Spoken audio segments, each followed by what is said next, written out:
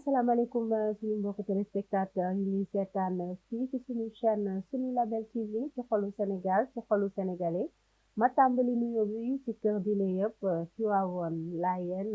sama sëriñ sëñ Saliou ma koy ñaanal yàlla na yàlla yokk leeram di ñaanal képp koo xamante ne rek yaa ngi hôpital def feebar yàlla na yàlla fëgg sa bopp nga génn ak jàmm ñi nga xamante ne ñu ngi si hôpitaux yi tamit defuñu dara yàlla na leen yàlla wonale ak jant bi. tey nag ñu ñëw ci suñu plateau Ramadan comme niñ tàmm di ko defee chaque jour fii ci suñu chaîne suñu Label TV ñuy waxtaanee li nga xamante ne moom mooy la dépression muy loo xamante ne nag sénégalais yi yëfu tubaab lañ ko jàppee ñàkk gëm yàlla mais tey nag dinañ ci waxtaanee ñëpp dinañ indi seen contribution pour que au moins képp ko amati dépression nga xam tamit fan nga mën a jaar ba génn ci situation boobu noonu parce que c'est pas une situation éternelle situation boo xamante ne mën nga ci génn la bu fekkante ne taxawu nañ la taxawu bi war léegi nag ma bokk ak plateau bi ak sama naataango Penda Silalo di Jéelu am tamit nag suñu benn invité Mounir muy donc conférencier sur le mindset américain la nag léegi nag nee nañ gan-ganale n'est-ce pas ñu ganale ko ñu jox ko mu nuyoo. waaw maa ngi nuyu yéen ñëpp ñu nekk ci plateau bi di wax salaamaaleykum di am kontante nekk fii kontante toog ak yéen kontante waxtaan kontante taxaw ci kanamu sénégalais yi leeral yenn mbir yi c'est très important surtout tey macha allah thème bi ngeen jël nii thème bu am importance xam naa ne dina neex daal incha allah. incha allah ne ko incha allah di Jéelu yaay mujjee présenté wu dégg nga yaay mujjee nuyoo tey moom gisoo fi ma la teg neex nga sori ma Penda sama co-présentatrice bi tey plateau dina la neex de. dina la neex Fatou nuyu naa la di nuyu di Jéelu di nuyu suñu gan bi Mounir Seydi di nuyu mbokk téléspectateurs yi yéen ñi safoo seen chaîne suñu Label TV ci xolu Sénégal kontaan aussi bokk ak yéen plateau bi nga soulevé tey thème bu am solo incha allah ñu waxtaanee ci kàddu yi. dinañ ci xuus daal rek dinañ ci xuus ku ne wax ko xalaat. di Jéelu moom chaque jour day dépression di Jéelu. merci beaucoup sa xalaat la rek ñu ngi téléspectateur suñu Label TV am mbégte ak contentement bu baax a baax di teewaat encore fii si suñu plateau waxtaan bi ñu ko daal def chaque jour ngeen ànd ak ñun donc amuñu seen fay di leen def bu baax a baax waaye di présenté Penda Silalo invité la comme ñëpp fii du plateau am de di leen jaajëfal bu baax a baax delloo naa sa kàddu. waa tamit lii du dépression bi sama dépression bi sax su matin la démarré. ak di ji dafa mel ni de. buggul bokk ak man plateau. waa lu waral loolu ma invité ci plateau. tey nee na ma du dugg suñu plateau. soo musul invité sa plateau bëgguma invité sa plateau musul invité plateau. kon yow dinaa la invité. ndax yëf yi jàpp leen date. soo ma invité sa plateau sama plateau du ma la invité. mais tey dama dugg par force. ba bëgg ma dépression loolu. mais dépression si suba teel gii di Mounir teel na de ah. teel na trop. comme teel na trop moom absolument. donc comme ni ma leen ko waxee sànq ñuy waxtaanee li nga xamante ne mooy dépression muy yëfu tubaab sénégalais yoo ko wax ne tubaab yooyu def dépression. nit ku ñu waaw olof yi daanu rab ñii naan ko dañoo réew mais nag balaa loolu dafay baax ñu xamal askan bi lan mooy dépression Mounir. dépression. waaw en fait dépression mën nga ko déggee comme benn trouble mental maanaam tey ay jaxasoo laa ko mën a wax ci sa xel ba tax na li nga war a jëfee doo jëfee noonu ñeneen ñi nag ñi xamul jàppee ne comme ni nga ko waxee da ngaa réew wala rabala jàpp wala affaire yooyu fekk ay situation yu bëri moo la koy teg ay situation yi nga xamante ne dafa am ay nit yi ko attan am ay nit yoo xamante ne attanuñu ko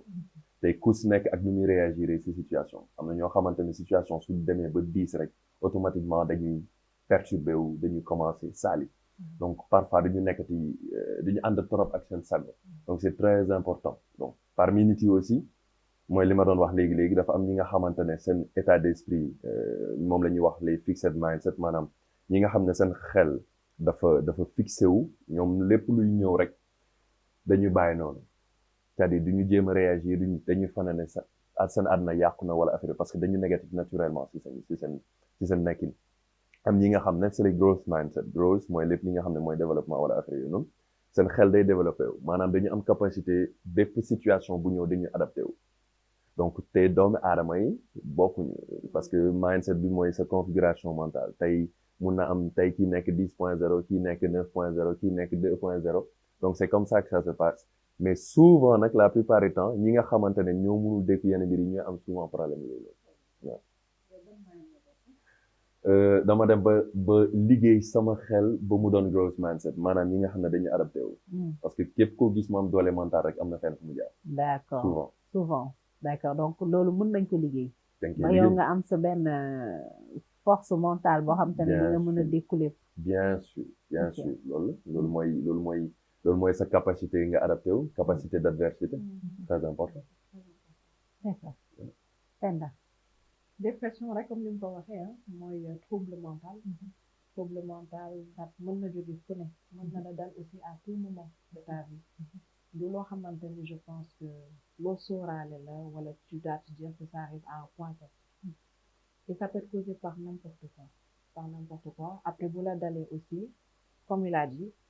où tu as la force la ténacité de faire avec de vivre avec de t'adapter ou tu te laisses aller. Et laisser aller bi encore c'est controversé pour moi parce que très souvent c'est des gens yoo xam te ne dañuy soxla tey jii ku leen appuyer ku leen déglu ku waxtaan ak ñoom ku leen di xelal parce que nit matul kenn matul jox loxo daal ku leen jox loxo faut les écouter faut avoir de l'empathie pour ces gens-là encore une fois dund bu jeexul lu ne xaj na ci mën na dal ko nu ne moom moo dal di jëlu ci dépression bi ci dépression la dëkk merci beaucoup heureusement mu nekk fii sax ñu koy kii moom ci la dëkk de kon dama am dépression ni yow chaque jour de la vie chaque jour chaque matin dinaa leen won lu kam avant il y a à peu près 2 mois di ngeen comprendre il y a à peu près 2 mois dinaa wane solo merci beaucoup photo bi génnee leen photo bi waaw déception comme ni Moussa waay lu mu wax rek dépression waaw dépression dépression trouble la yoo xam ne mun na dal ku ne donc bu ñëwee nag bu la dalee bu ñu xam ni saa waay dafa am dépression à tout moment sa mbokk yi mun nañu jug di jug ci yow di la faj ba mu parce que dépression bu mu demee lu mu évoluer loolu lay gën a grave day dem ba à la fin nga tàggoo ak sa sago donc depuis bas âge nga war sa mbokk yi war a lijjante di la faj di la yóbbu hôpitaux yi ay sëriñ si xam nga di taxaw ci yow ba mu bañ a évoluer parce que bu évoluer rek day tax ba nga tàggale ko ak sa sago yu bari am nañ fii donc dafa loo xam ne mais am na ñoo xam ne seen dépression maanaam dañ koy uti en fait dañ koy chercher ba ñu am ko am na jeunes yu bari dañ koy uti ba ñu am ko am na ñoo xam tamit dañu subir yoo xamante ni dañu amoon benn déception maanaam jaar fa yoo xamante ni duñ ko mus a fàtte une fois mu ñëw si seen xel rek day tax day troubler seen xel tamit donc loolu tamit bokk na ci waaw mais ñi am na jeunes yoo xamante ni ñoom dañ koy uti ba am ko nag waaw dañuy uti ba am ko ñoom seen cas moom je pense que dañuy permettre quand même ñu rebondir li mu wax si li nga xamante ne moo mën a indi dépression yooyu parce que xam naa ni causes yi bëri nañ donc vraiment ce serait bien aussi qu'on puisse voir quelles sont les causes de la dépression lan moo ko mën a indi munoo ne dafa am ay facteurs fixes lu ne mën na indi dépression lu ne mën na indi dépression am na ay nit yoo xamante ne seen situation bu ñëw taxaw seen kaw moo tax ñu subir ko am na ay nit yi nga xamante ne seen nekkin bi ñu nekk c'est-à-dire que tey dañu faible mentalement dañu gaaw a manqué estime am ñoo xam ne critique moo leen ko andi harcèlement moral société bi ñu leen di rejeter il y a tellement de choses parfois ça peut être aussi génétique maanaam mën nga ko jëlee ci sa waajur mais loolu benn ci facteur la boo xam ne doy mais dina am yeneen facteurs yi nga xam ne da koy déclencher et automatiquement tu tombes tu déprimes quoi la plupart du temps maanaam est-ce que cause yooyu noonu mën na nekk financière bien sûr amoureuse bien sûr xam nga leneen ak leneen daal dégg nga maanaam cause yi dafa bëri soo jàppee ne côté bii la rek dina am beneen nit boo xamante ne lu ndaw moo tax mu dugg ci Penda donc na jóge fu ne d'ailleurs sax on liste les différents types de dépression am nga dépression normale postpartum très souvent jigéen yaa ngi koy jàppalante bu ñu wasinee ba pare sonn nañu tey duñu ku nelaw nekk duñu nelaw ñu leen amuñu ku nàmpal leen amuñu ku jàppale leen jàppale mën bu nga ci jëkkër yi et naan puis la ñàkk nelaw gi sa sax doom baa ngi jooy waaw jël ñàkk bàgg nelaw bi dem gi ci saal ba dem ci saal bi ne la toppatoo ko nàmpal ko ñàkk nelaw rek mën na def loo nit tu as les dépressions nerveuses chroniques quand c'est successif muy day dal plusieurs fois et comme tu dis bu tuuti mën na ko indi et puis pression baaxul après ku nekk aussi ni ngay nattee pression li ngay nattee pression pour man tey jii li ngay wax rek Fatou bés bu ne dañu war a dund non stress après tu me diras c'est facile à dire happiness war nañ ko mën a dund tu me diras c'est facile à dire tey boo xëyee sa kër ça commence chez toi tes enfants tu es toujours stressé yaa ngi inquiète de manière générale dans toutes circonstances nga xëyati sa liggéeykaay tu as bonne conscience de est-ce que li may liggéeyee baax na baaxul ñun ñi nekk tey ji on est des femmes ñu ngi tey ci médias yi exposé on le fait par passion peut-être moi personnellement c'est par atavisme mais toujours est-il que pression loo ko mën a wàññi rek peut-être jéem ko wàññi quoi jéem a dund non stress encore une fois c'est facile à dire c'est pas évident mais lu tuuti mën na ko déclencher cause yi bëri na donc si kaw loolu dañuy déglu suñu benn naataango donc Stéphane mu wax ñu moom expérience bu mu jot a dund par rapport ak dépression bi. Bonjour. Merci.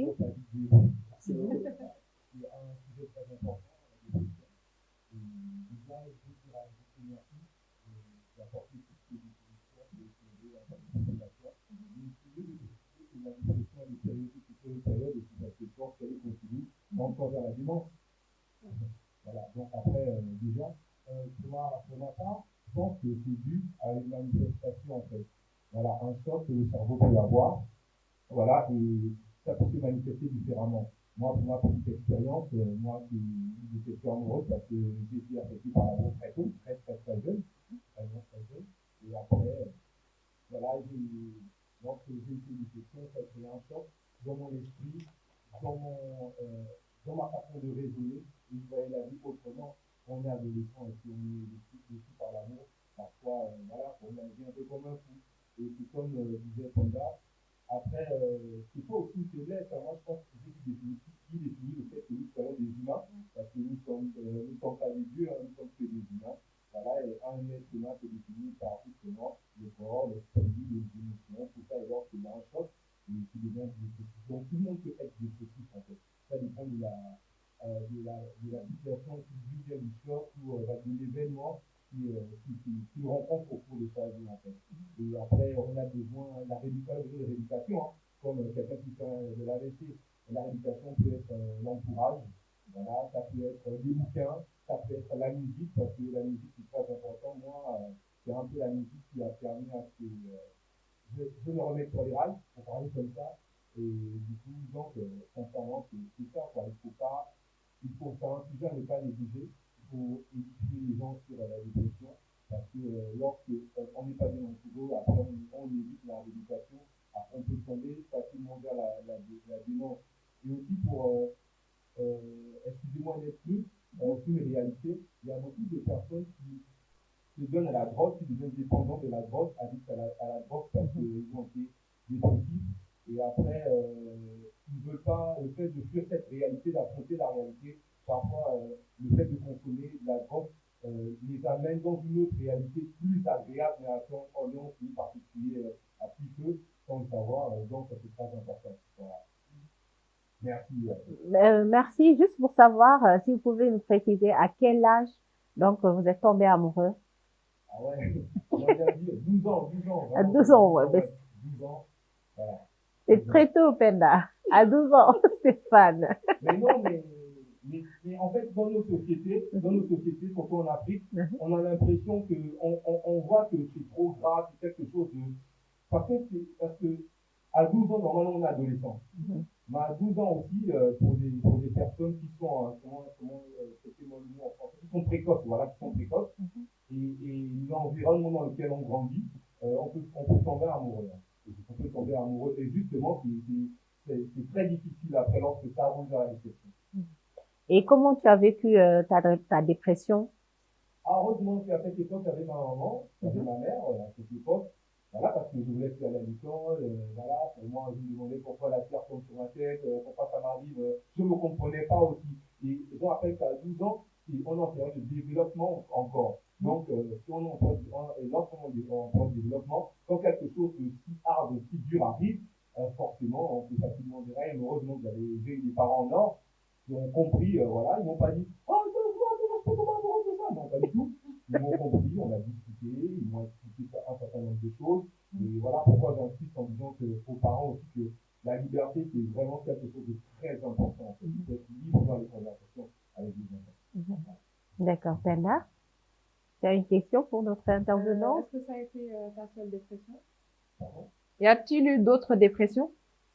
Oui, des dépressions. Bon, normalement, lorsqu'on perd un être cher, on perd des parents, on perd des amis, tout ça, voilà. Périodiquement, il y a à un moment donné, tu sens, c'est un choc, c'est un choc. Parfois, tu te poses la question, tu te questionnes sur la vie, sur la mort. Parce que même, c'est la mort, ce sont des thématiques qu'on n'apprend pas forcément à l'école, tu vois un peu. C'est des choses, je pense que c'est aussi naturel que la vie. Mais après, tu te poses la question sur la vie, en fait, voilà. Et si sincèrement, tu fais pas une rééducation, c'est-à-dire, si tu n'es pas entouré, si tu n'as pas un esprit fort, comme disait l'invité et tout, voilà, quoi. Tu peux facilement plonger, replonger, toucher le fond. Et ça t'a rendu plus fort ces expériences, je suppose? Ouais, bien sûr, si on arrive jusqu'à ce moment, on n'est pas mort, c'est que comme dit le dicton, ceux qui te tuent pas te rendent plus fort. Exactement. Forcément, tu sors de là un peu blindé. Ouais, ça c'est sûr. Donc, ça c'est sûr. Ben, merci beaucoup Stéphane pour votre intervention. Mounir? Je pense qu'il a tout dit, hein. Ce sont des choses qui arrivent, surtout à un certain âge où on ne connaît pas exactement ce qui se passe dans la vie. C'est pas du tout évident. À cet âge, c'est ton premier amour. Imagine que tu perds cette personne très chère. C'est pas évident d'avoir cette capacité à faire face à ça. J'en ai un petit peu connu. Je sais de quoi il parle. Peut-être que j'ai pas été comme lui, dépressif, etc. Mais il y a eu des moments de déprime, c'est des choses qui arrivent. Donc, Ben, Stéphane Mounir a été dans le même cas que vous. Et en même temps, je te permets voilà, après de pouvoir dire au revoir à nos auditeurs et téléspectateurs. C'est moi qui vous remercie et dire aux gens de ne pas avoir honte d'en parler, hein, parce que franchement, c'est partie de la vie. Hein. Il y a parfois chez les hommes, on aime jouer les bonhommes, les hommes robustes. On a honte d'en parler parce qu'on se dit, oh, voilà, on va se lancer pour un guignol. Mais non. Être fort aussi, c'est tout ça. Mais je te remercie, Fatou. Le plaisir est partagé. DJ Lou, l'invité, franchement, c'est très important ce sujet. Et Fatou, vraiment, très très joli, hein, se trouve ce matin, hein, sur le plateau avec ton joli sourire et son magnifique teint de soleil. Merci encore. Ben, merci Stéphane. Merci. Ben, on me jette des fleurs là, Penda. Ah ben oui. Alors, vous dire oui, tu disais. Alors, en fait, il faudrait savoir que dépression, comme le nom l'indique, dépression, man deux mots là qui est dit. Parce que tu étais sous pression, dans une pression, et tu dois entrer dans la dépression. Donc, entrer dans la dépression, c'est une bonne chose. Mais est-ce que posture bi nga war a am ci dépression baax na? Au lieu tey nga relativiser, nga décharger wu, tu te remets encore la pression. Ouais. Et c'est ça qui cause yenn troubles. Et moom laay wax tout le temps, en fait, on est dépressif par rapport au fait du passé, on stresse par rapport au fait du futur. Parce que ñaar yooyu dafa ànd, en fait. Parce que souvent, comme li may wax, c'est ay peur apprise la, ay mbir yi nga xam ne daf la mos a tiital, mu dem ba nekk benn traumatisme wala benn inconfort bi ngay ressentir. À chaque fois que soo tombewaatee ci situation boobu, à chaque fois que am na leen lu koy yee rek, automatiquement tu replonges. te si xeetu peur lañ koy mën a boole. ci xeetu peur lañ koy mën a boole. Parce que doomi aadama raison ak émotion la maanaam say yëg-yëg ak sa xel. Man souvent sama li may gën a utiliser mooy xel comme sa xel mooy sa kaw. Parce que soo demee ba amatoo maîtrise souvent sa xel mooy tax nga sombre. xool leen erreur yu doomi aadama yi gën a def ci àdduna lu si bëri yëg-yëg moo leen ko yóbbee. pas seen xel. C'est vrai. li si ëpp si erreur yi doomi aadama yi def yëg-yëg moo leen ko yóbbee pas seen xel. tey soo tëddoon nelaw ba suba teel jot sa alarme déclenché wu. say yëg-yëg moo leen naan desal si lal bi waaye sa xel moo leen naan jógal. ndax permis du lay xaar boo tardé doo plateau. Exactement. tu vois alors doomi aadama mooy li ma leen wax léegi yëg-yëg la ak xel ñu ne la yëg-yëg nee nañ la c'est des réactions physiologiques dues à une excitation wala stimulation maanaam ay ni sa yaram di génnee mbir boobu benn mbir par rapport ak benn information benn excitation lu lay yëngal que ce soit tey jii muy ragal que ce soit muy kontaan que ce soit muy tristesse yooyu yëpp ay xeetu émotion primaire yi la jalousie yeeg yooyu yëpp c'est des choses yoo xamante ne doomu aadama da koy am ñu ne la say émotion say yëg-yëg sont des enregistrements du passé maanaam lépp loo yëg rek souvent dafa amoon lenn loo musoon a enregistré ci passé loo musoon a dund ba pare su fekkee ne say yëg-yëg dafa ëpp doole sa xel automatiquement sa xel day dellu ci ginnaaw parce que say yëg-yëg nee nañ la mooy enregistrement passé mu ëpp doole sa xel donc sa xel faible na ba day delluwaat ci ginnaaw léegi su fekkee ne da nga méngaleeg liy xew ëllëg ak yow sa xel nu muy demee automatiquement da ngay fane ne ce futur dafay nekk sa passé donc tu reviens dans le même cercle tu sors pas dans ce cercle tu vis ton présent tu vis ton présent tu ne sors pas de ça et après si tu n'as pas des épaules pour t'appuyer mais tu verras en fait stress boobu da lay créer benn pic d'énergie ci sa xel moo tax tey ngay gis ay nit yi nga xamante ne ni ils préfèrent rester ci benn couple ñu leen di maltraiter que di changer dem ci leneen faire du changement tu vas voir ay nit yi nga xamante ne ni ils préfèrent rester ci benn liggéey boo xamante ne sentir tuñu seen bopp ñu toog foofu parce qu'ils préfèrent être dans l'inconfort que dem ci benn zone confortable wala ci benn zone boo xam ne maîtriser wuñu ko donc ce qui veut dire qu'il faut aller au-dessus de ses pensées il faut aller au-dessus de ses pensées il faut aller au-dessus de ses croyances te ni des ci benn mbir méttee changer moo ko gën a métti donc tu verras des gens qui seront super heureux d'être malheureux super heureux d'être malheureux voilà loolu moo koy andi c'est vrai di jëlu dépression fii Sénégal dañ naan gëmoo yàlla d'accord nga ci loolu ndax boo gëmee yàlla rek lu ñëw da nga naan ah yàllaa ko dogal comme niñ tàmm di wax Sénégalais yi rek lu am rek ñu ne ak garaawul yàllaa ko dogal yàlla man loolu gëmuma ko ay dépression boo amee dépression rek gëmoo yàlla man loolu gëmuma ko pour te dire Fatou man dama jot naa ci dund man ñaari dépression yoo xam ne du ma ba may dee du ma ko mës a fàtte ko de tempati ko benn bi 2018 la woon 2017 safar la en pleine émission à la radio auditeur woo ma en pleine émission en direct sa yaay gaañu na yow la ñu xaar en pleine édition toute une région capture cette fréquence la radio là en pleine émission et loolu du ma ko mës a fàtte moom en pleine émission pour man auditeur la voilà day participer émission bi voilà parce que mel bi yéegoon naa ko dafa feebar boobu ñu yóbbu ko hôpital donc voilà et tout mais après mu mujjee waxtaan ak moom daf ma ne tane na léegi li bàyyi nañu dañuy waaj a ñibbi si ngoon kër gi léegi boobu laa jël temps d'antenne def émission en pleine émission auditeur woo ma Boubacar sa yaay gaañu na yow la ñuy xaar de nii live ay Sénégalais après voilà mu dem après j'ai continué émission directeur dugg mu ne ma mais yow lan la ma ne ko non mais c'est mënuma bàyyi lii nii émission bi nii dem noonu parce que auditeurs yi pourtant ñu ngi may déglu donc l'ambiance voilà et ñëpp dañuy déglu ci rajo bi émission bi donc mënuma arrêter émission bi que dañ ma te ñëpp dégg ko ah nii après voilà après émission bi ma jël oto bi sax pour man dafa yeex ma jël Jakarta damaa romb sama dëkk sax xaw ma sax egg naa sama dëkk te moom ba ma romb egg si beneen dëkk bi après si laa taxaw ma xam ne fii mooy loolu quoi damaa romb après mu débat affaire yooyu noonu donc loolu duma ko mës a fàtte donc pour te dire que dépression mun na ñëw à tout moment donc c'est ça peut être ak ni muy ñëwee tamit donc ak yow ni nga koy recevoir voilà mais mun na ñëw à tout moment et boobu tamit à chaque fois mun na ñëwaat ci sa xel nga fàttali ko après voilà nga cool wala si boobaa sax condition boobu da am na nit mun na la wax ci dara sax nga jékkee nga mer alors que c'est pas ton comportement en fait am na lu nekk si trouble sa mind donc bu ñëwaatee sa xel donc day tax xam nga doo mën a téye sa bopp da ngay wax lu la nekk affaire yooyu noonu donc ku la comprendre lu ci loolu day foog ni xam nga da ngaa beew wala da ngaa réew affaire yooyu alors que tel n'est pas le cas loolu quoi ay rab voilà ay rab affaire yooyu réewande bi lañ lay gën a étiqueté ak réewande ñàkk gëm yàlla mais da nga mais comme wala nee la tu n'as pas le droit de te plaindre doo jàmbat moo tax loolu laa bëggoon wax mais comme Stéphane lu mu wax tamit am na ñoo xamante ne rek am na góor yoo xamante ni jeunes yoo xamante ni seen dépression c'est par la drogue te drogue de telle sorte que abus ko ñu koy abus ba telle sorte mu am dépression si ñoom donc ñoom seen te dépression boobu bu ñu ko amee rek di continuer di ko laal day andi maanaam nga tàggali ko ak sa sago da ngeen naan kii dafa dof wala kii du ko neex kii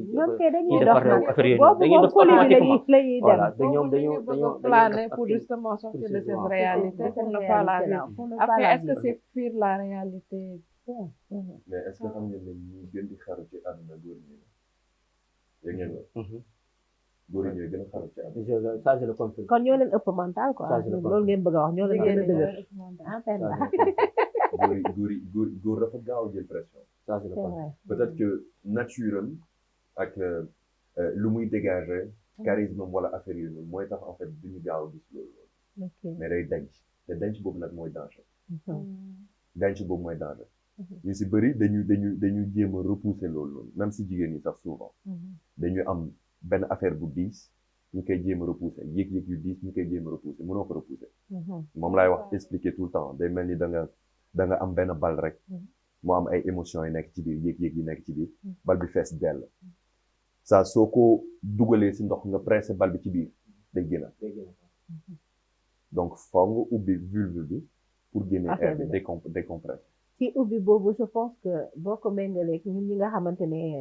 ñooy nit ñi da ngay soxla koo waxal da ngay soxla ku la épaulé et la majeure partie du temps benn da nga koy ñàkk da nga koy ñàkk parce que tu te dis man maa ngi dem di wax ak Penda est-ce que Penda du ma toogee suba est-ce que tu vois donc yaa ngi calculer noonu du ma wax ak Penda wóorul est-ce que ma dem si diggeelu non wóorul tam mu ne ma da nga réew wala maa la ëpp problème est-ce que tu comprends donc après tu te dis bàyyi ma denc sama yëf sama biir xol est-ce que tu vois donc c'est en quelque sorte sa entourage la société dans laquelle tu vis moo lay gën a dugal gën a enfoncer parce que comme lu ñu naan rek xol bu feesee moom mooy loolu il faut affaire bi génn mais boo ko mënul déverser nii rek da nga koy déverser d'une autre manière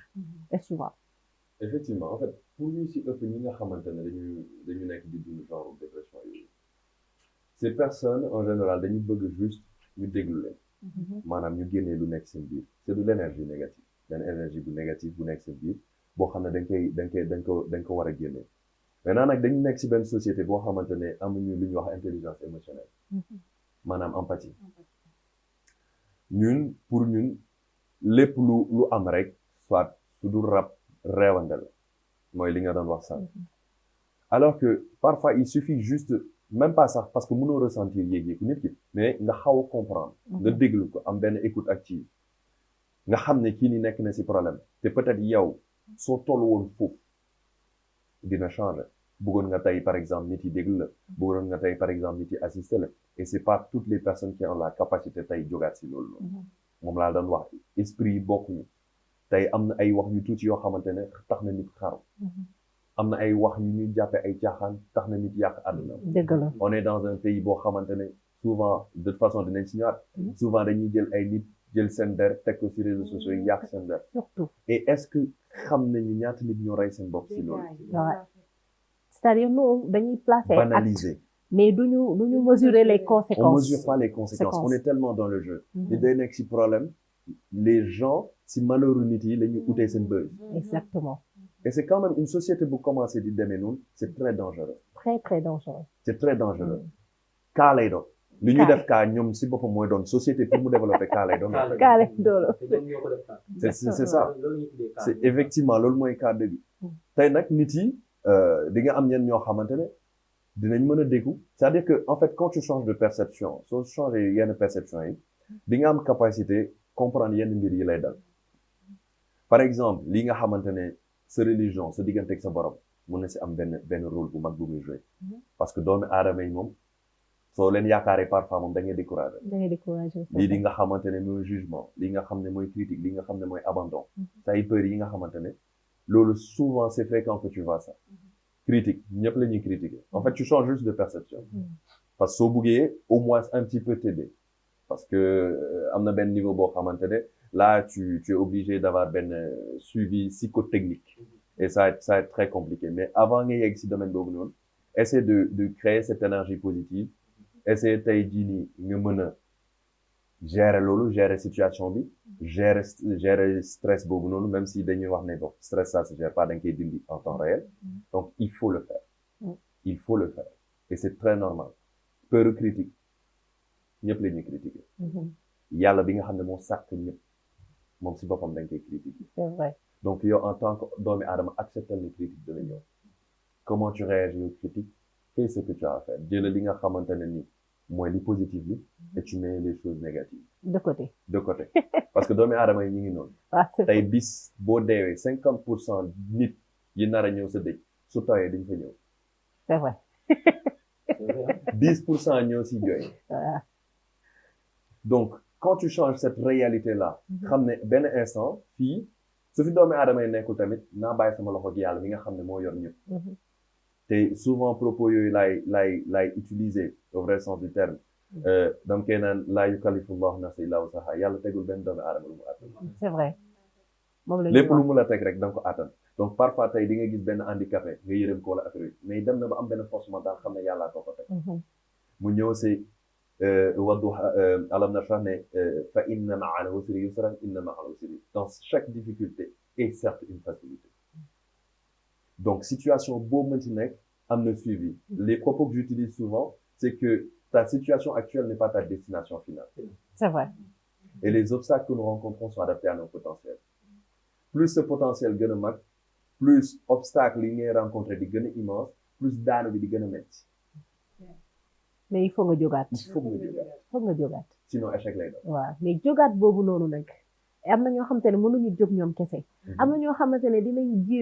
jéem ba teg seen loxo ba jóg ndànk-ndànk mais am na ñoo xam ne mënuñu loolu dañuy soxla benn Mounir dañuy soxla benn Penda mais est-ce que man soxla naa Mounir soxla naa Penda mais est-ce que ñoo ngi fii non xam nga dans cette vie dafa am tamit des gens yi nga xam ne c'est des professionnels ok du ñëpp la ñu war a waxal moom laa doon wax sànq l'écoute active parce que di nga am nit boo xamante ne da nga wax ce problème mu juger la gën la enfoncer encore exactement donc va voir des professionnels ñi nga xam ne par exemple ils sont dans cette règle de déontologie soo leen waxee secret duñ la juger mais au moins dinañ la denc ce secret parce que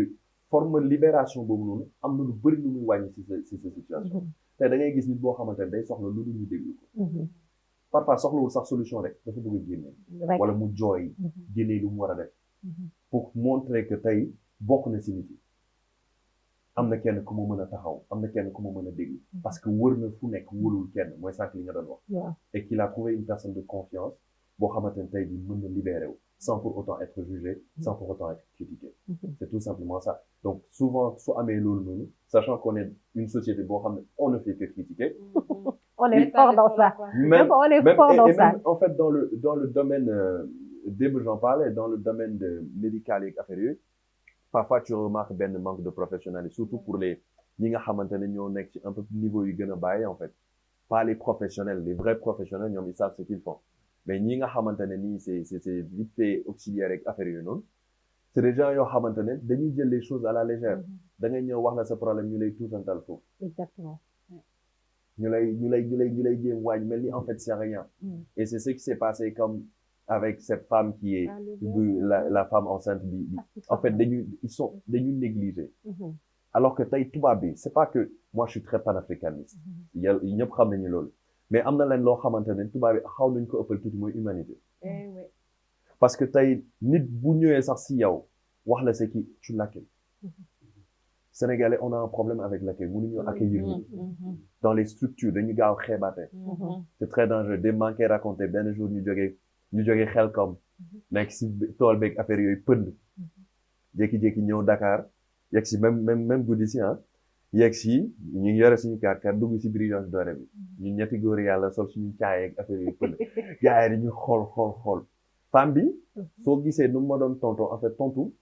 ñàkkal fayda la quoi tontu du genre tu n'as pas ta place ici mais dama ko làkk ay tubaab yoo xamante ne dafa ne attends mais kii fu mu ko déggee ñu bës 4x4 bi affaire bi ne nii xoolal dem jënd suñu commandé bàyyil ko weccit bi dem xam naa mu leen di xoolaat non il faut pas juger une personne par son apparence ñun nag apparence on est pro pour ça ça c'est sûr léegi nag dañuy dem dégluwaat suñu beneen naataango moom tamit mu wax ñu lan mooy dépression mais ñu xuusaat tuuti rek parce que balaa ñuy dugg foofu noonu mu neex man damay jël cas boo xamante ne sama benn proche la daal mooy xam nga des fois comme li ñu wax rek cause yi mën na nekk de l'amour mën na nekk leneen ak leneen mais aussi mën na nekk aussi à l'école dans ta famille on avait l'habitude moom ci famille am di ko naan da nga gàtt da nga lii da nga lee est-ce que tu comprends du genre voilà yow noppi voilà donc ça a créé chez elle benn complexe boo xam ne pour moom elle n'a pas son mot à dire quand les gens parlent quoi parce que këram ñu ngi ko koy doon wax peut-être ñoom jàppewuñ ko dara mais conséquences yi mu amoon si moom il a fallu que moom mu xaw a màgg tuuti pour léegi nag exploser pour montrer à tout le monde que ok je suis courte mais yéen ñu njool faalewuma leen mais pourtant pendant des années ça a été un fardeau pour cette personne-là et je me rappelle un jour au sport il y avait puisqu'elle faisait du basket il y avait 2 pivots carrément ils étaient du même âge mais elle était comme ça vraiment courte et il y a des pivots qui étaient là qui viennent ñu ne ko nii wax na leen dara ñu ne ko yow dama bëgg nga yem ak sa gàttaay donc elle a dit ce jour-là elle a dit soit je réagis je m'en sors de la situation soit c'est terminé pour moi nee na mu jékki-jékki ne leen sama gàttaay bi ngeen foog ne lan yéen a ma mën laal leen ma di ngeen xool nee na jàllee laan ni la leen jaayoo quoi donc les autres se sont dit mais attends tiens kii nii ak taayam mu am audace offensé ñu ah non am na fu mu ko teg nee na automatiquement les autres se sont un peu résignés quoi parce qu'il y a plusieurs questions qui passaient mais la finalité moom di ko si neex c'est que elles sont devenues inséparables c'est ça les trois inséparables elles sont devenues des amis et ñoom ñoo ko ne non bi nga waxee dañ ci parce que pour ñun da nga def arts martiaux moo am nga ba tax nga am fitu tontoonu noonu parce que c'est vraiment le yin et le yang quoi est-ce que tu vois donc voilà des fois ça commence chez toi ñu lay tuuteel yow doo réussir yow da nga dof yow muusoo yow da nga lii da nga ñàkk jom nga dem à l'école comme Penda disait nga tase face sa benn prof nga am benn note bu bonne mu classé la toi tu vas pas réussir dans la vie il y a des profs qui le disent à leurs enfants aux élèves yow doo réussir sa àddina yow da nga lii yow da nga lii alors que l'enfant n'a pas besoin de ça bu fataliste rek bu boobaa da koy gëm voilà ne fi nekk psychose dans son tête donc quand tu sors maintenant de l'école par exemple man si je prends mon exemple tey j'ai fait mon première enfance très jeune aussi dans les classes dañ lay teel a orienté mais là à partir de 4e 3e vous pouvez faire une formation un CEP un nanana conseiller d'orientation une fois ma wàcc di ko wax sama yaay mu ne ma non seulement tu ne reviens plus ba di ma wax sa discours yi ngay wax ni ci école bi et tu vas faire ta formation comme tout le monde di nga jàngi ami sa bac di nga def fac wala université li nga def comme tout le monde ce discours-là tu le tiens plus donc si aujourd'hui j'avais pas une maman qui m'aurait tiré vers le haut qui me donne confiance en moi mais oui j'allais me dire ok d'accord lii mooy sama destinée lii mooy sama finalité je serais non fa la parents yi war a am aussi rôle bu pédagogie bu kii doom da nga koy déglu ñun dañu gaaw ci dóore xaste doom da nga koy déglu parfois dañuy jógee école sax am lu leen naqari di nga lay ragal nettali li leen def li leen seen xarit yi def li leen prof bi def comme tu dis ni ngi leen di stigmatiser yow demal nii va au fond dañ koy ragal a nettali ëllëg moom xam naa yaa ngi wax va au fond parce que dafa nekk perturbateur donc yooyu da ngay dem ba après oui ça peut te foutre des complexes et c'est des complexes qui te suivent donc derrière qui va venir ñëw nee la non du nii yow tu es bon tu es lii tu es nee naa xale dès le bas âge bu dee doom bu góor nee ko tu es beau tu es le meilleur tu seras un futur président kii ko mettre le confiance muy màggeeg loolu di ko kii di ko bàyyi def ko ci mindset am di ko tam am kii ba voilà gëm boppam daal nit da ngay teel c'est dès le bas âge ça c'est important mu parce qu'une fois que tu oui voilà c'est complexe donc dañuy déglu témoignage bi après on va revenir waxtaan si xam naa ne tey moom est-ce que duñ def 2 heures de temps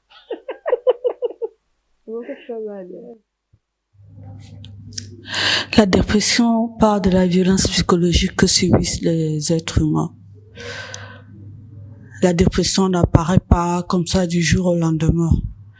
Il y a une cause à cela, parce que les gens qui sont victimes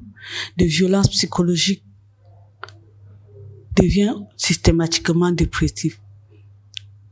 Et ça, c'est très dangereux parce que la dépression vous ronge de l'intérieur, vous empoisonne de l'intérieur, vous perdez confiance en vous, vous n'avez plus du tout goût à la vie, vous ne savez même pas quoi faire. Vous essayez de trouver des solutions par vous-même.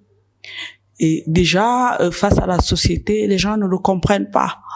On va dire, oh, il devient fou, ou bien il devient folle, ou il devient bizarre, parce que même physiquement, ça se voit.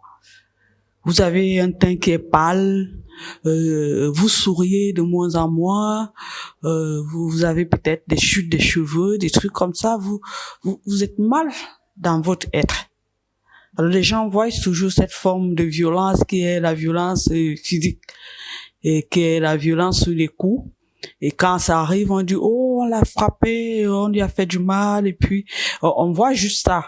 On se dit c'est très grave, non? La violence psychologique est beaucoup plus grave que ça. Et quand quelqu'un est au bord de la dépression, croyez-moi, elle est morte.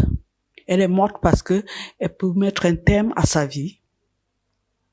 Elle peut se créer des maladies comme la folie, des démences, des crises, tout un tas de choses.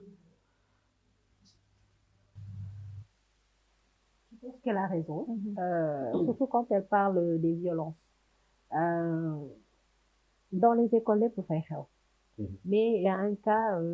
que ma fille m'a raconté déjà ce matin. Elle me dit, maman, il y a un de nos amis de classe, dafa merdi de classe bi ñu petite.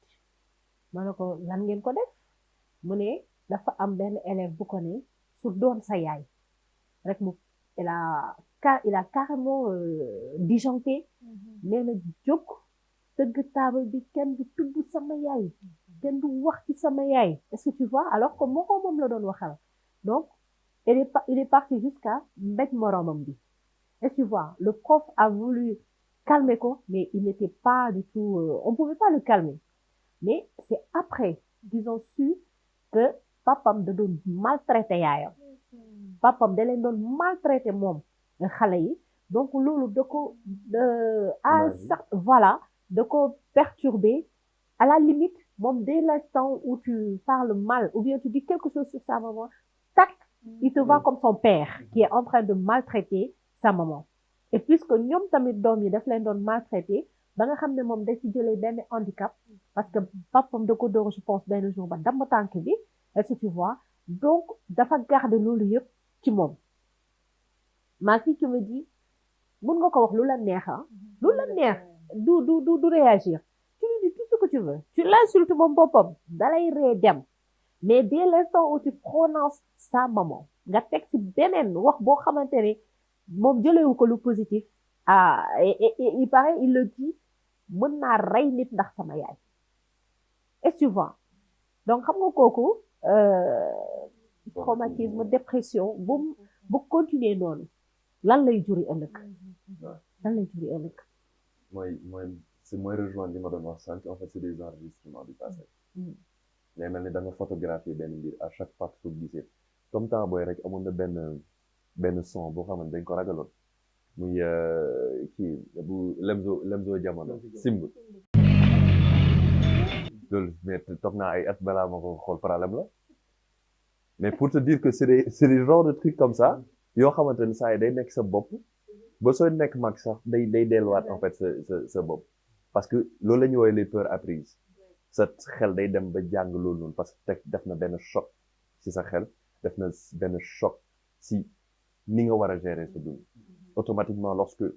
si lu am lu jege lu méngale situation boobu rek da ngay retourner, c'est la débauche la plupart du temps. Et moo tax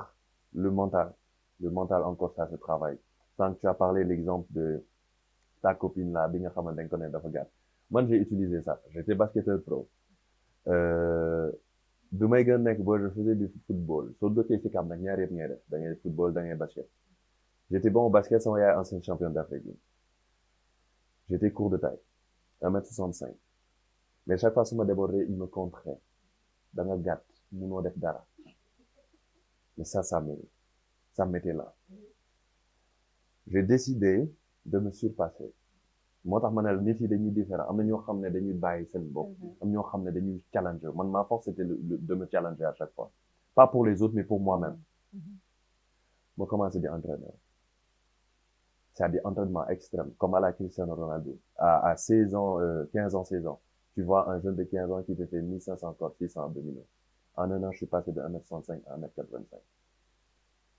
effet retour feedback man maa doon tëb seen kaw donc c'est très important moo tax en fait chaque fois en fait il faut savoir relativiser les situations am beneen interprétation parce que lu si ëpp mooy nit yi nga xamante ne dañu dund si dépression boobu noonu dañu delluwaat si ñoom ils pensent tout le temps que ñoom ñooy fautifs est-ce que c'est pas moi le problème est-ce que et c'est là le danger mais effectivement lorsque tu changes d'interprétation su fekkee da nga ne interprétation bi nga jël ni baaxul tu ne peux pas aujourd'hui nekk si côté fautif boobu noonu mais plutôt tey ji jël ne ok ça peut être un fruit de la vie leen loo xamante ne c'est venu comme ça yàlla ko tudd c'est le destin qui est passé comme ça et que je devais vivre ça souvent tu as moins de pression tu as plus de compréhension da ngay gis ne tey des jeunes si sa comportement sax day ñëw ñi nga góor yi nga xam ne dañoo tàmm di dóor jigéen ñi ak affaire souvent dañ koy gis ci seen wéy te day commencer depuis le bas âge exactement donc il faut déjà mooy sànq Penda lu muy wax parents yi nañu xam ban posture dañu am ak seen doom parce que pédagogie c'est très important écoute c'est très important waxtaan ak sa doom c'est très important xam nan ngay recevoir information c'est très important te et loolu moom laay wax sax moo gën a important parce que doom day dem ba ragal ay waajuram dina subir ay mbir yoo xamante ne du ñëw wax la ko ndax xam na ne sa réaction day impulsif et c'est très dangereux. On remarque ces cas de viol yi. Exactement. Cas de viol yi. Exactement. Man su ma toogoon fii di wax ñaata cas de viol lay recevoir mais doo ko gëm. mais ku si nekk tey mënuñu la wax ne parents bi xam ne li préfère ñëw taxaw wax la les choses directement. Elles sont en pleurs mais dañ la koy wax parce que xam nañ ne suñ ko waxee seen parents automatiquement soit ñu boot leen lan nga doon def au lieu que ñu jéem a xool côté li nga xamante ne source problème bi mais non dañ lay jéem a wan ne attends toi tu es fautif parce que loolu la fekk si loolu lu la def lii et surtout la société Penda parce que dañ naan xale yi ñooy sol lu sexy donc ñoom ñooy provoqué non mais tout ça ça peut être une cause mais mënuñu jël loolu noonu parce que tamit doomu aadama dafa ànd ak sago am na yenn yoo xamante ne c'est vraiment l'extrême tu vois jékki-jékki gis nit di nga gis jigéen bu sexy yooyu yëpp c'est des choses est-ce que c'est pour autant nga dem donc parfois pour ñenn ñi ko def feebar la xam nga am na ñenn saa ñu naan benn secret benn ñu ngi koy wootee seen hormones yi lu muy secret dafa bëri torop ba seen yaram mënu ko contenir moo tax en fait ñuy déverser parfois si yenn mbir si yenn nit yeeg affaire yooyu chez certains hommes donc il faut faire très attention à ça prendre le temps d'écouter son enfant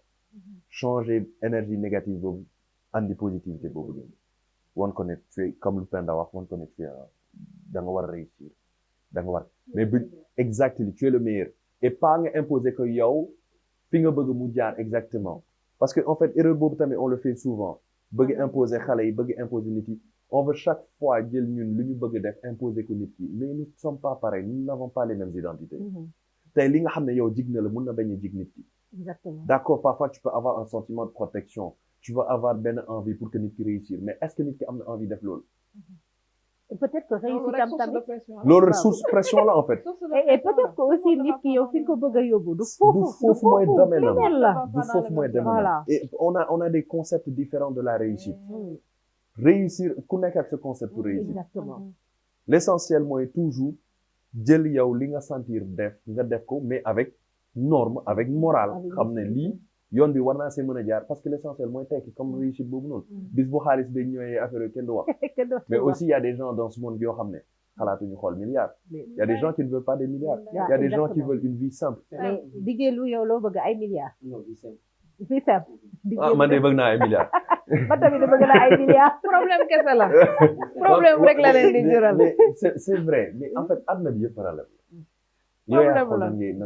ngay gérer problème c'est des choix exactement c'est le mot que j'aime choix. entendre. Chacun a le choix. Ouais. Il faut juste assumer en fait. C'est ça. L'essentiel c'est nga dem ba tollu benn niveau boo xamante ni tu dois am remords en fait. doo am ay regrets mais ci suma sañoon. parce qu'il y a beaucoup de gens tey jii s'ils avaient la possibilité de retourner 15 ans en arrière dañuy retourner ils ont des remords et ça rek mën na doon source de dépression parce que déjà teg nañ leen ci yoon boo xam ne bëgguñu ko woon defloo nañ leen ay mbir yoo xam ne bëgguñu ko woon et c'est dangereux. très dangereux C'est dangereux day yàq nit ça te ronge à l'intérieur. Donc il faut vraiment le rôle important di jëlu ci waajur yi sa entourage la société et tu vois parce que société ñun comme ni nga ko waxee dañoo gaaw a juger nit damay gis di jëlu léegi juger ko léegi catégoriser ko teg ko ci benn catégorie bàyyi ko foofu dem doon ko ci réseaux sociaux. li nga wax tamit c'est très important surtout waaye jur yi nii maanaam dans les sociétés dans la maison dans les familles ñu gaaw a ignorer nit maa ngi benn waa ji gis naa ko libi la nekkoon libi di fa liggéey yónni xaalis yónni na xaalis yu bëri ci papam yónni plan néeg bi maanaam kër gi lu ma koy tabaxee yónni plan yëpp ne ko nii nga koy tabaxee xaalis yu bëri la ko indi avant problème li bi boobu noonu papa ji tabax néeg moom lu mu ko bëggee moom daf ko tabax comme lu mu ko neexee daal moom papa ji lu mu ko neexee waaw lu mu ko neexee tabax parce que doomam xaalis yu bëri la yónni nag xaalis yu bëri la yónni moom lu mu yëlli yére da ko yónni lu mu liggéey da ko yónni léegi problème ji li bi bu mu attaqué après si la moom mu am chance rek parce que ay xaritam yu fa nekk ñëpp dañu leen rey moom rek moo am chance rek mu ñëw Sénégal du ko kër gi mu xool néeg bu xool bâtiment bi papam tabax non seulement moom nekkatul si monde bi léegi nekkatul parce que mu da xalaat xaalis bi mu yónni moom xaalis bi mu yónni fu mu jaar parce que xaalis boobu noonu du lii warul tabax lii non seulement nekkatul si àdduna il était fautif nekk ci tey foofu mu nekkoon foofu dafa jàngoon foofu jàng alquran léegi juma bu jotee nii bala imam ñëw moom day jiitu day jël micro di waaraate di wax mais buy wax kenn du ko déglu après juma ji gars yi dañ koy saboté ci dëkk bi gars yi di ko sandi ay xeer di ko xamul boppam moom papam fii la nekkoon papam am xam-xam bu mu yor moom mënul ñëw di imposer nii parce que ñu suñu aada ñu lekkat suñu aada dañuy tàmb def loo xamante ne bon mun nañ ne baaxul quoi l'islam santoon ko mais suñu maanaam suñu aada la nekk en fait suñu aada depuis ñu juddoo suñu maam fa la ñu nekk ñu juddoo nekk ci léegi moom bu mu ñëwee dafa ne loolu baaxul loolu baaxul lu ñu ko def nii baaxul l'islam bëgg ko après gars yi commencé di ko critiquer yow fii nga nekkoon yow fii nga suñu kanam nga juddoo nga dem lii di jàng alquran tuuti ni nga ñëw après gars yi di ko saboté daal moom dafa dem ba à la fin gisatul boppam ci village boobu noonu ci dëkk bi gisatul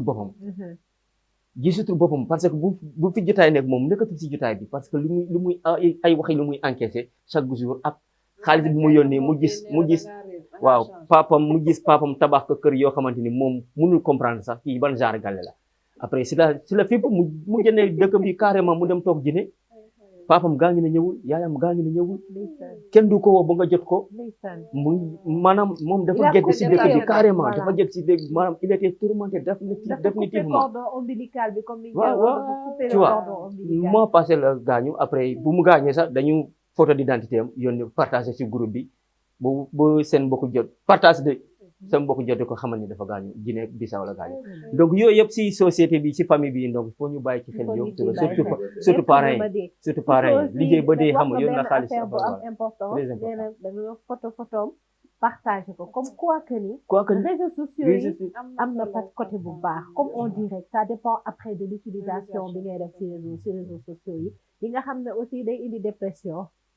ndax réseaux sociaux yi damay jël benn Mounir xëy na il me plaît pas kanamam ne me dit absolument rien du tout ma benn situation laa koy créer def photom ci réseaux sociaux yi commencé wax te bu ma waxee rek ba partagé ko dina am ñu gëm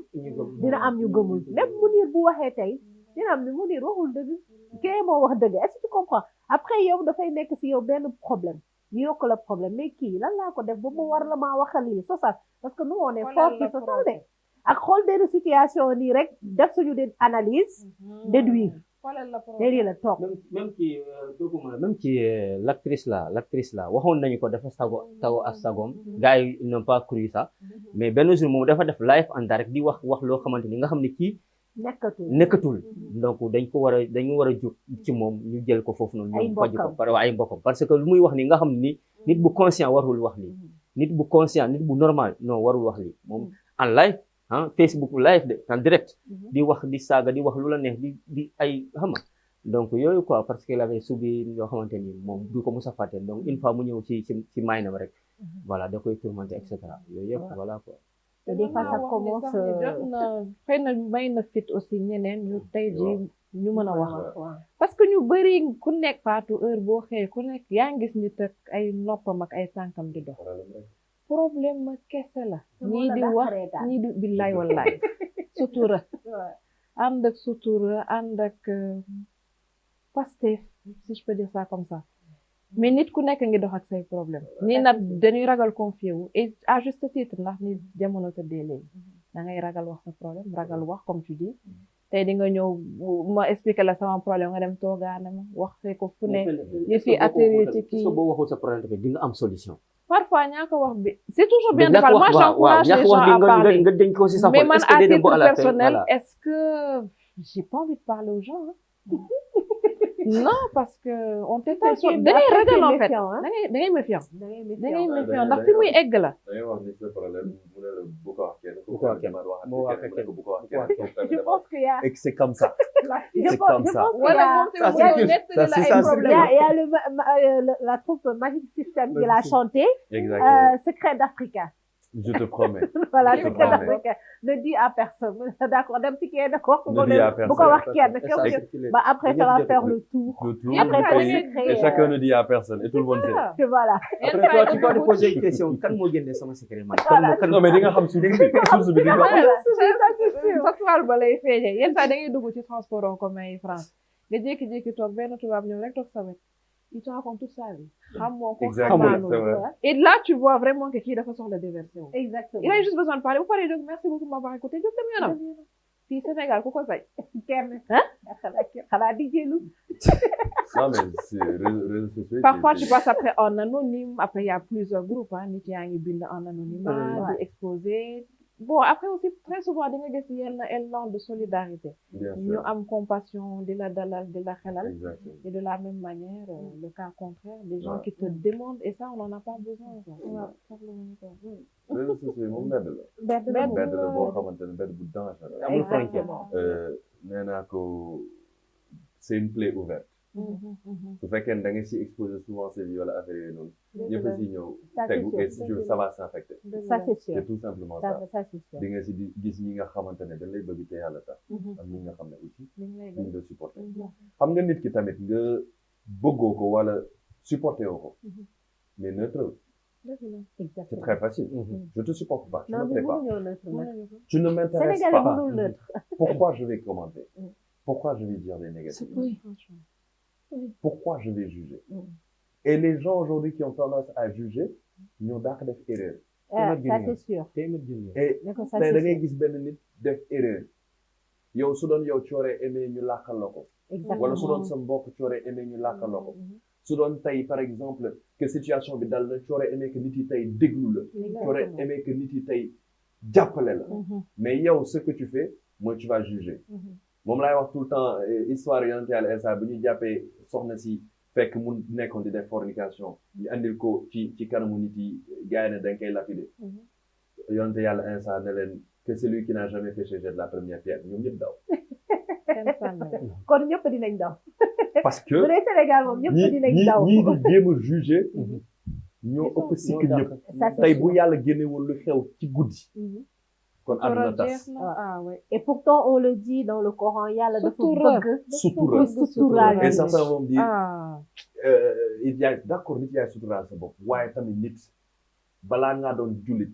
day fekk yow li nga yéene sa bopp nga yéene ko sa morom exactement c'est très important c'est très important munoo nekk jullit tant que loolu amul nit yi dañuy wax si ginnaaw di yaar tu vas voir des gens yoo xamante ne pour mooy sànq li ma doon wax pour am buzz ils préfèrent génne malheureux nit pour am buzz ils préfèrent yàq deru nit après qu'est-ce qu'il gagne? C'est quoi le projet au final, c'est ça? xam naa dañuy ana def sutura point d'interrogation foofu mu dire di nga dellu si waat parce que comme ni ma leen waxee woon sànq sujet bi dafa vaste xam nga li ma la wax te temps bi nga xamante ne moom lañu amoon pour discuter ci quand même jeex na mais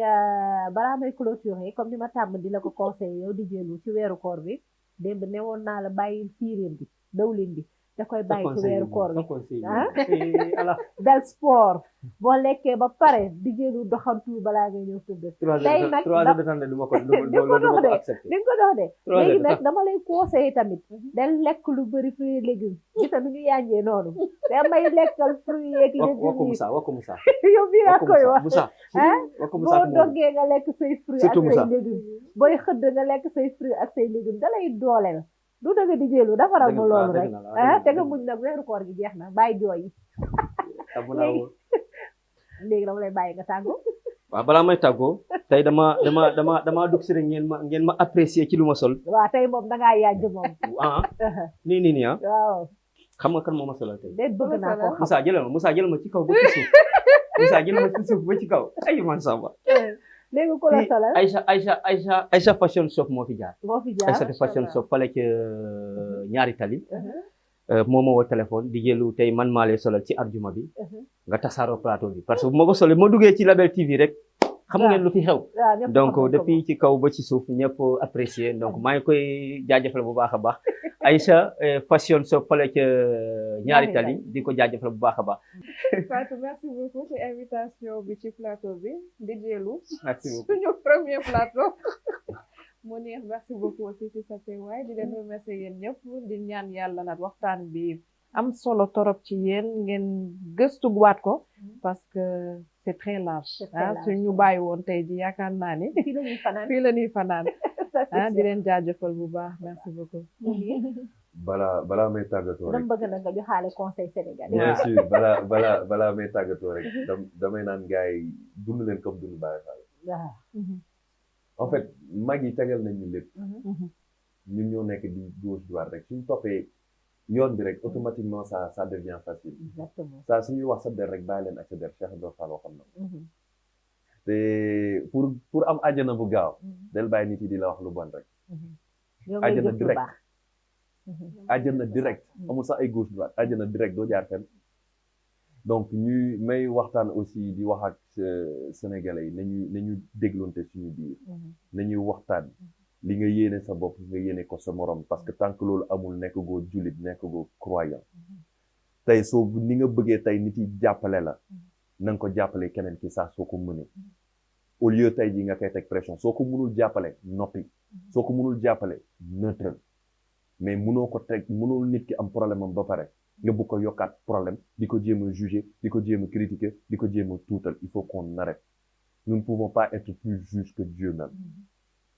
donc nañuy waxtaan nañu tàppe xol yi ñu déggoo ku ñu mën a jàppalante suñu biir Sénégal dina changer lorsqu'on va changer les mentalités le Sénégal va changer ñu bàyyi soxorante bi c'est très important chaque fois mu wax ko réew yi nga xam ne ñun on aime le Sénégal moi je suis panafricain j'adore mon pays mais jikko yi ñu xoolaat ko c'est vrai jikko yi rafetul dëgg la surtout ak génération bii di ñëw ça commence à aller dans tous les sens aller dans tous les sens et nee nañu dëkk bi nga xamante ne kilifa yu bëri dañ fay wàññi xoolaat leen dëkk boobu noonu askan boobu noonu dëgg la Sëñ Tuubaa Hadj Malick Sy Baye Niass Limamou Laye ñi fi nekk ñëpp pourquoi ils sont descendus ici vous vous posez la question ça c'est sûr point d'interrogation faut cogiter on laisse les Sénégalais cogiter kon am na lu ñu war a changer dëgg la donc di leen remercier si plateau bi waxtaan bi am na solo loolu et je pense que genre waxtaan yi c'est très bien parce que di nga si gis ay nit yoo xamante ne tey par exemple bëggoon nañu déglu ay kaddu ñu dégg ko fii nii gratuitement sans pour autant jugement sans pour autant tey ñu juger leen parce que souvent elles sont incomprises ces genres de personnes tey di ngeen gis ay nit yoo xamante ne ñu ngi leen di jéem a comprendre xam nañu à peu près li ngeen dund parce que peut-être am na si ñoo xam ne sax mës nañ ko dund et génn nañ ci donc c'est très possible de sortir de cette dépression exactement en tout cas merci beaucoup voilà le plaisir est partagé ma leen di remercier Sendita n'est-ce pas merci beaucoup di jëlu tey moom yàgg nga macha allah Mounir pour ta disponibilité et comme ni nga ko waxee rek j'espère que suñu téléspectateurs yi sénégalais képp ku mën a déglu émission bi rek di nga ci jëlee lu positif et que suñu Label TV mu ngi fii ma leen di remercier bu baax a baax di leen di jox donc rendez-vous demain à la même heure ci beneen thème incha allah